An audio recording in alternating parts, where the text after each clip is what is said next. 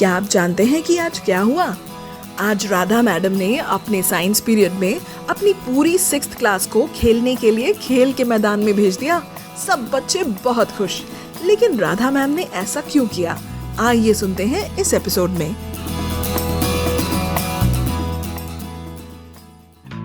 Spoken tutorial IIT Bombay प्रस्तुत करता है रेडियो ड्रामा सीरीज दैनिक जीवन में विज्ञान। आपके अपने सामुदायिक रेडियो कनेक्ट FM 107.8 पर जनता से जुड़े डायरेक्ट सामुदायिक रेडियो कनेक्ट।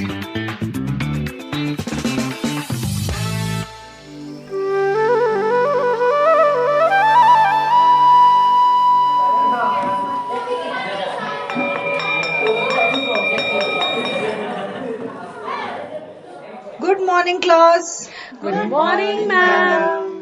आज मैं आपकी क्लास को 2 पार्ट्स में बांटने वाली हूँ। मैं चाहती हूँ कि अगले 30 मिनट के लिए आप सभी बाहर जाएं और बढ़िया से मैदान में खेलें और फिर बचे 15 मिनट में आप सब क्लास में वापस आ जाएं। ठीक है? Okay ma'am. चलो चलो चलो। अच्छा बच्चों, आप सभी ने प्लेग्राउंड में मजे किए? यस मैम, बहुत मजा आया। चलो चलो आओ, अब वापस आ जाओ क्लास में। आज मैं लंच में टोस्ट लाई हूँ। अच्छा बच्चों, प्लीज यहाँ ध्यान दें। आप सभी एक एक करके बताएं सभी ने कौन कौन से खेल खेले। मैडम, मैं स्लाइड पे खेल रहा था। मैडम, हमने एक दूसरे को पकड़ने वाला खेल खेला।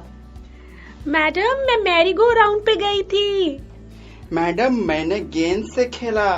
बहुत अच्छे बच्चों, ऐसा लगता है कि आप सभी ने बहुत अच्छा समय बिताया। आज क्लास को 2 सत्रों में बांटने की वजह यह है कि मैं आपको आप ही के अनुभवों से मोशन यानी गति के बारे में सिखाने जा रही हूँ। संतोष, तुमने अभी बताया कि तुम स्लाइड पे गए थे। हाँ मैडम।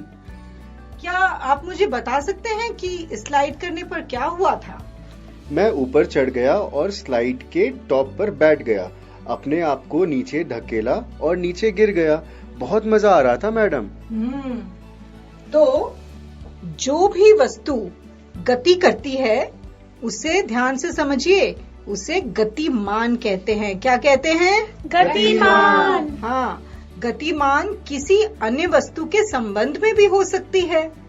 संतोष के खेल में गतिमान क्या है, बताओ? मैडम, ये तो खुद हर समय चलता रहता है। संतोष खुद ही गतिमान है। हाँ, बहुत अच्छा Sudha. Thank you ma'am. Raja, आपने कहा कि आपने गेंद से खेला। हाँ मैडम। क्या आप क्लास में सबको ठीक ठीक से बता सकते हैं कि आपने यह खेल कैसे खेला? यह बहुत ही सरल है। मैंने गेंद को हवा में ऊपर फेंका और दूसरी ओर से जोनी ने कैच किया। बहुत बढ़िया। क्या आप में से कोई मुझे बता सकता है कि इन दोनों खेलों में क्या समानता है और इन दोनों खेलों में क्या अंतर है? हाँ मैम, मैं बताती हूँ। बताओ सुधा। जब संतोष स्लाइड के नीचे गया तो संतोष गति में था। जब राजा ने गेंद फेंकी तो गेंद गति में थी। क्या मैं सही हूँ मैडम? बहुत अच्छा अवलोकन। गुड ऑब्जर्वेशन सुधा। संतोष एक ही समय में स्लाइड से नीचे चला गया। गेंद के साथ भी ऐसा ही कुछ हुआ। वह पूरी गेंद ऊपर गई और फिर नीचे आई, लगभग उल्टे यू के आकार में। इस प्रकार की गति जहां वस्तु के सभी भाग समान दूरी तक चलते हैं स्थानांतरीय गति कहलाती है, यानी ट्रांसलेशनल मोशन। क्या कहते हैं? Translational motion. इन दोनों खेलों में एक अंतर भी है। कोई बताएगा क्या अंतर? हाँ मैडम, मेरे गेंद ऊपर गई और फिर जोनी के पकड़ने से पहले लगभग उल्टे यू की तरह नीचे आ गई। पर संतोष के खेल में वह यू नहीं बल्कि एक तिरछी लाइन की तरह नीचे उतरा। सभी राजा के लिए जोरदार तालियां बजाओ। तो बच्चों, ट्रांसलेशन मोशन यानी अनुवादात्मक गति दो प्रकार की होती है। संतोष का स्लाइड से नीचे आना सरल रेखीय गति यानी सीधी रेखीय गति कहलाता है, क्योंकि गति एक सीधी रेखा में होती है। राजा की गेंद घुमावदार पथ पर चली, इसलिए विक्र रेखीय यानी कर्वी लीनियर मोशन कहलाती है। क्या कहलाती है? Curvy linear motion. Curvy linear motion.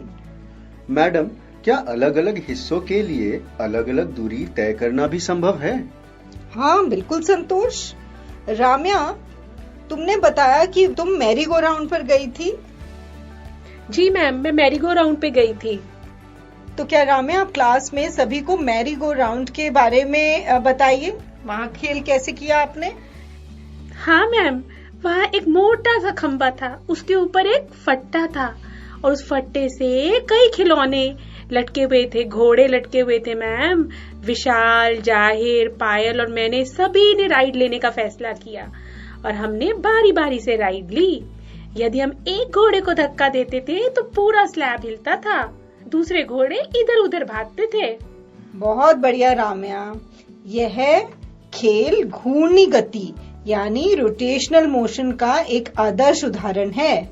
जब कोई वस्तु जैसे कि मैरी गो राउंड धुरी के चारों ओर घूमती है तो अलग अलग हिस्से यानी इस केस में जो घोड़े थे वह अलग अलग दूरी तय करते हैं।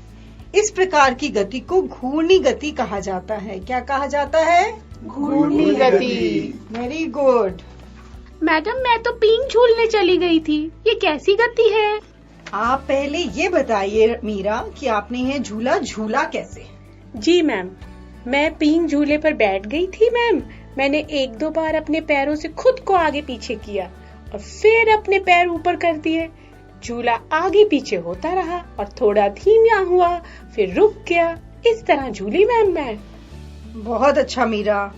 इस प्रकार की गति जिसमें क्रिया बार बार दोहराई जाती है आवर्त गति यानी पीरियोडिक मोशन कहलाती है। क्या कहलाती है? Periodic motion.